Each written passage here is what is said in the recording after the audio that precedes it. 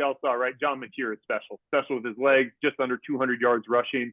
In the end, I think Washington State put some things on tape that's going to make everybody on their schedule pause a little bit because it's things they haven't really shown, particularly in the running game.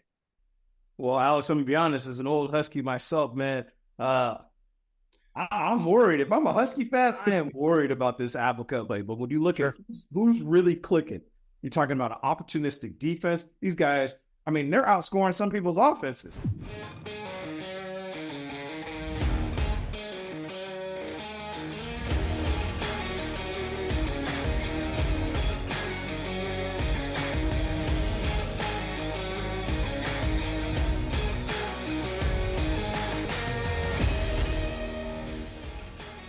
Hey, welcome back to week 3 of the Nick and Nigel Show on the Pac-12 Fast channel, Pac-12 Insider on Samsung TV Plus, channel 2392, Samsung Connected TVs, and on Amazon Freevee. Search Insider. You can also watch Nick and Nigel on Pac-12's YouTube page. So, hey, Coach, how you doing this morning? Hey, by the way, we have a new sponsor for our show as well. How about that, Coach?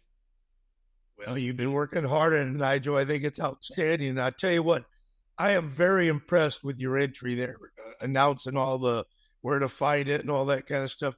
That is first-class TV, radio, Zoom podcast work. Hey, well, I love it. Well, if you want some other first class, how about you go check out our sponsors, Clyde Filters Pub in Corvallis, 1501 Northwest Monroe in Corvallis, the place to watch the game and hang out afterwards. And if you happen to be looking for a luxury, exceptional apartment living in Oregon's Mid-Willamette Valley, Coach, that is first class if you really want first class. And speaking of first class, got to get into this past weekend's games. Coach, the Oregon State defense was first class against San Diego State, down on the road as they blanked the Aztecs 21-0. I'll tell you what, I've coached a lot of years, as have you, in a lot of games. And shutouts are hard to come by. I don't care how well you play or who you play. Shutouts are really hard to come by, and they feel exceptionally good when you get one. So to go down to San Diego State and pitch a shutout, great job by Trent Bray and that Oregon State defense. I'll tell you what, Coach, I looked at the stat line. The thing that really stood out to me is, how about this? 7 first downs the entire game. We're talking about an offense at San Diego State that wanted to reel off about 80 plays during that game. They got nowhere near that when they couldn't even convert on third downs. And so 7 first downs. Meanwhile, the other stats that stick out to me, Coach, 237 yards rushing for the Beavs, who stuck with it and won the turnover margin. A huge, huge turnover on the goal line as the Aztecs were going in to try to tie the game 7-7.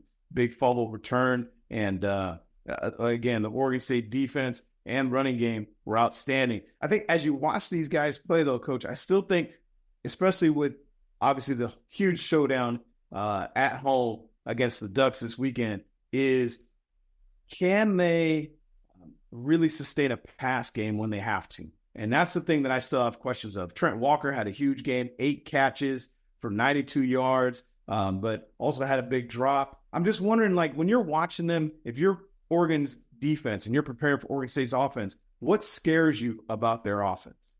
Well, Oregon State has had a great recipe. Run the ball, stop the run, play great defense. And I can't agree with you more about now this weekend, Oregon State's going to have to be able to throw the ball, in my opinion. So far, they've had the luxury, Nigel, of not having to really rely on their passing game, okay? But I think this weekend they're going to have to a little bit more because, let's face it, Oregon should be and will be a tougher test for them. So they're going to have to continue to do what they're doing, but they're going to need a lot more out of the passing game to have success this weekend. Well, speaking of the Ducks seem pretty vulnerable the last 2 games. I mean, they struggled with an Idaho team at home, and then Boise ran the ball down their throats. Our guy Genty ran for 192 yards against that Duck defense. I mean, you got to figure, if you're Oregon State right now, you're Jam Griffin, you're Anthony Hankerson, you got to feel pretty good about, hey, look, man, we might have a big day. We may not even worry about this passing game. Yeah, you know, Oregon has struggled. They struggled last week against Boise State and Genty, but Genty, in my opinion, is a real special back. Now, I think Griffin and Hankerson and the young Ala kid are very good, talented backs. And Oregon State should have a better O-line than Boise. So I think they're going to try to use that same recipe, Nigel. Just think it'll be interesting when, how they utilize their passing game. Gotcha, Coach. Well, I'm curious, as you look at this game, Oregon State, the rivalry game here, weird that it's not in November like it normally is, right? Thanksgiving, all those good things. We got it in week 3, along with the Apple Cup, which we'll be talking about here with our next guest coming up here pretty soon in Alex Brink. But I'm just curious, do you think the Ducks are vulnerable in this game? Does this game come down to for the Bees to be able to pull off the huge upset? Well, I will say this. Playing in Corvallis at Reser Stadium with a hungry Beaver team, it's tough. It'll be a tough test. Now, I'm going to start with this. This is an interesting rivalry game because it's been a rivalry for a long time. But given what's happened last year, and they're not in the same league, and Oregon State being left out, so to speak, I think there's a lot more vengefulness and a lot more on this one, because if Oregon State pulls this off, it'll be kind of one of those, told you so, look at us, what's wrong with us, we should be here.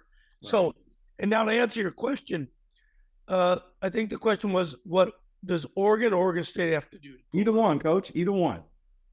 Well, as I sit here not being a homer, even though they haven't looked as good, I think Oregon's a stronger team going in there based on so-called talent, but they haven't done it. So what Oregon has to do is they have to run the ball better. They have to commit to the run, and their O-line has been a problem. And if they have a problem running the ball, then Trent Bray and the Oregon State Beavers are going to be able to do some things with their nice blitz packages and things they do to put on pressure. And Oregon has given up 6+ sacks. I know it's 6 at least. That's why I say 6+, where they gave up only 5 all last year. So offensively, on the offensive line, that to me is the key to this football game, how Oregon's O-line plays against Oregon State's defense. I like it, Coach. I like it. One, I think Oregon State has to stay out of 3rd and long like the plague. If these dudes getting 3rd and longs over and over and over again, it's going to be a wrap because there's just too much, I think, athleticism in the secondary at Oregon, and they can bring too much pressure and all those sorts of things. I think the biggest thing for that defense, if you watch these games, is just limit their ability to get big plays. If you limit Oregon's ability to get big plays on offense, keep them to 10 yards and less, all those sorts of things, tackle well like you have been, I think you got a chance. And then also if they win, the throwing about, hey, last thing, I think they got to really keep a lot of those emotions you talked about in check, Coach, because in the end, it's just about executing your assignment. You get too wrapped up in all that stuff, that's when penalties, huge things happen that can sway a game that has a chance to be pretty close this weekend. I can't wait to see it. Hey, you know what else I can't wait to see? Our guy Alex Brink stops by the Nick and Nigel Show coming up next on Samsung Free TV.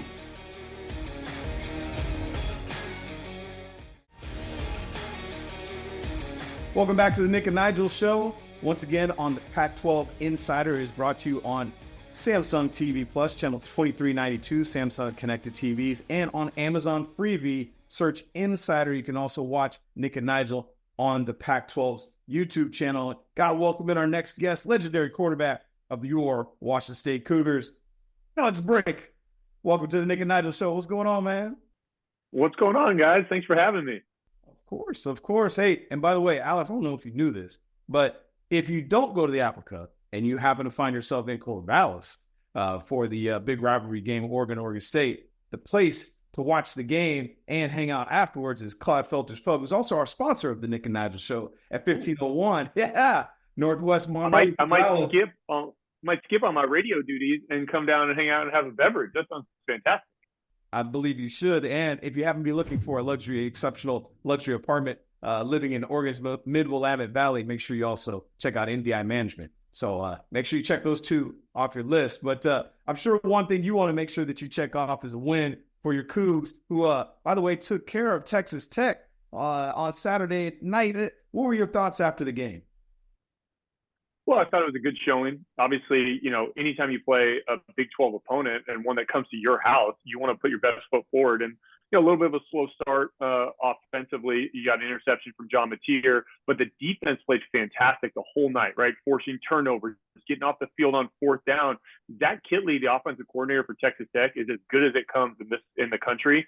And, frankly, Jeff Schmedding and the defense, I felt really stymied them. I mean, they showed different pressures. They tackled great space, great communication. So defense to me was the story, because against Portland State, it was a little bit rocky. And then the offense, right? Offensive line, 300 yards rushing at Washington State since Mike. I mean, what? Like, that never happens. You know what I mean? Like, that's just not it. And as we all saw, right? John Mateer is special with his legs, just under 200 yards rushing. In the end, I think Washington State put some things on tape that's going to make everybody on their schedule pause a little bit, because it's things they haven't really shown, particularly in the running game. Hey, Alex, in game one, first of all, I've been extremely impressed with John Mateer. I mean, last year he played in kind of a spot role and just was kind of he's in and we're going to run the ball, running quarterback. In game one, I thought he threw the ball very, very well, particularly those intermediate passes. He really had some zing on it. I was extremely impressed with his pass, with his arm. And then game two, he rushes and I could be off a couple yards for 197 yards. And as you mentioned, to me, Mateer is a surprise for me in this Washington State offense. But all that being said, Washington State sometimes didn't rush for 300 yards a year, and they get 301 games. So speak a little bit about Mateer. Well, frankly, I mean, I think a big part of this is to your point about the ability for Washington State to run the football. Last year, 2023, it was a huge problem, right? They were near last in the country in rush yards per game. And so what did teams do? You're a Hall of Fame defensive coordinator. You rush 3, you drop 8, and you play coverage, right? And that was the game plan. And it threw off Washington State's season. It blew up their season, right? Once they figured it out, other teams, that's all they did. Well, that's what Texas Tech tried to do. Defensive coordinator, Tim DeRuyter, right? He was at Cal. He beat up Washington State's Mike Leach teams doing that. And he tried to do it, frankly, on Saturday. And guess what the difference was? John Mateer's legs, and then also the offensive line running the football, Wayshawn Parker, the young freshman. So I think the key in all this is that, to your point, Mateer's shown both things. He can throw the ball effectively. He really can. But when a defense tries to take that away, he's going to kill you with his legs. And that, to me, that's new age, football at the quarterback positions, right? That's Lamar Jackson. That's Josh Allen. That's all these guys at the NFL and collegiate level that'll beat you with their legs and their arms. And as both of you guys know, as defensive coaches, that's a killer. Like, you don't know how to prepare for it. So I've been really impressed with Mateer. He can throw it well. Like, don't get it twisted just because he rushed for nearly 200 yards. He throws the ball really well. And I think he's probably going to get challenged this week to throw the ball really well. Steve Belichick's not going to let him rush for 200 yards. There's no way. And so he's going to have to show up on third down, throw the football effectively, and show he can win from the pocket. Well, Alex, I'm going to be honest, as an old Husky myself, man, I'm worried. If I'm a Husky fan, I'm worried about this Apple Cup. Because seriously, I mean, you look at all the teams around the country, especially, let's just focus on the West Coast. Outside of USC, I'm trying to think of what team has actually been more impressive their first 2 weeks on the West Coast. And really, I think you got to give the nod to SC because obviously the competition level they play. But when you look at who's really clicking, you're talking about an opportunistic defense. These guys, I mean, they're outscoring some people's offenses, to be honest with you. They got pick sixes. They're constantly just flying around the football. Then, like we had already mentioned about, Wayshawn Parker, John Mateer, all those different things. I'm curious, the Cougs haven't won in Seattle but one time since 2008. Now, I'm doing the math. I'm carrying the one. That's a long time. All right? Right. So what do they have to do this weekend to pull off the upset in Seattle? I mean, there's a couple of things. First of all, on defense, you really got to control the line of scrimmage, because one thing about, Jed Fish and the way he designs offenses, and Coach Brennan, the offensive coordinator, they're going to formation you to death. They're going to motion you. They're going to run the screen game, but it's all built off the running game, right? And they got Jonah Coleman to come from Arizona with them to Washington. He was a 100-yard rusher for the first couple of games. He's a key piece of this. I think you got to control the line of scrimmage, stop the run, because Will Rogers is fantastic. He's got a storied career in the SEC at Mississippi State, but they lost so much at the receiver and tight end position that I don't think the pass game can beat you by itself. And so I think you have to, if you can stop the run, that's number one for me. Number two, again, that offense for Washington State, it's not going to be, I don't think it's going to be the same. I think Coach Belichick is going to try and take away things at the point of attack. Look, it's on tape. John Mateer won all the running backs for Washington State. Like, they're explosive. And so to me, you try and play man coverage and try and beat up the receivers a little bit. I think Washington State's going to need to win versus man coverage on the outside with those receivers. And frankly, Mateer's probably going to have to beat some blitzes. I think he's going to see some pressure. He's a young quarterback. Still, he's only a redshirt sophomore. You guys know what you do to young quarterbacks, right? You heat them up. So I think he's going to see some pressure this week. So Mateer, good decision making, and then those receivers got to win on the outside. I've always thought you should stop the run. If you don't stop the run, you're in for a long day. I haven't seen enough of Washington yet, so this isn't fair, but I've seen a lot of Washington State, and I really think Washington State has a good chance of going up or going to Seattle and winning this football game. I really do. Particularly if they can continue to run the ball, because I'm in shock about Mateer. For a guy that hasn't done anything, when he threw the ball, and I know it was Portland State, but the passes, they were on a dime and they were lasered, and they were really good in that intermediary, that 15 to 20 yards. His arm was good, and I didn't see that the year before. I didn't know that. So I think the line of scrimmage, not that anybody didn't know this, I think the line of scrimmage play on both sides is going to be the key to victory.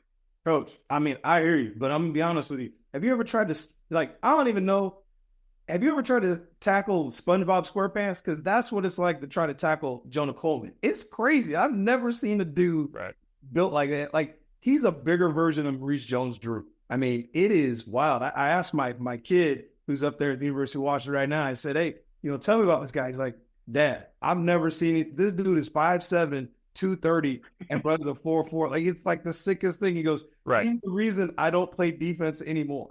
It was like, yeah, 100%. It's crazy. So it's going to be really interesting how this whole thing breaks down. And hey, I'll be honest with you. We were in Pullman for the first game of the year. Alex, I saw you. We got a chance to wrap against Portland State, and we were sitting in that corner, and people were asking me about, did I have any memories from that place? I'm like, yeah, I got an interception in this corner right here, to win the Apple Cup back in 97. I'm curious, being one of the Washington State quarterbacks who really got after the Dogs, man, what's your favorite Apple Cup memory? Well, man, I tell you what, they had some good ones, obviously, 3 wins and some really cool moments. But in the end, my career ended with a touchdown pass in Husky Stadium to beat the Dogs with less than a minute left, right? Like, it just doesn't get any better than that, particularly in the backdrop of that whole thing, right? Our senior class going out, ended up being Coach Doba's last game.